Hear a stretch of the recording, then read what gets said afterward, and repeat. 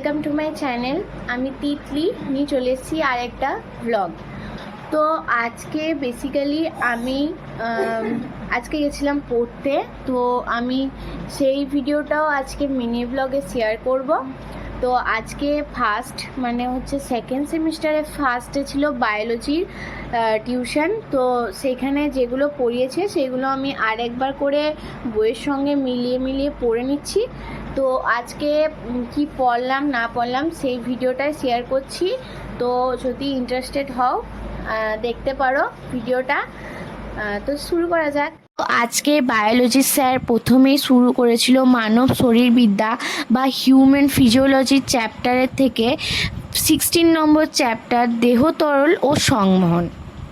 তো গাইস, এই চ্যাপ্টারের কিছু কোয়েশ্চেন আমাদের স্যার আজকে লিখিয়েছিল এবং সেইগুলোকেই স্যার আবার রিভিশন করতে বলেছে এবং সেইগুলোকে থোরলি পড়তে বলেছে। তো তাই জন্যই আমি সেইগুলোকে থোরলি পড়ার চেষ্টা করছি এবং যেগুলো ইম্পর্টেন্ট লাগছে আমার কাছে সেইগুলোই আমি দাগ দিয়ে রাখছি।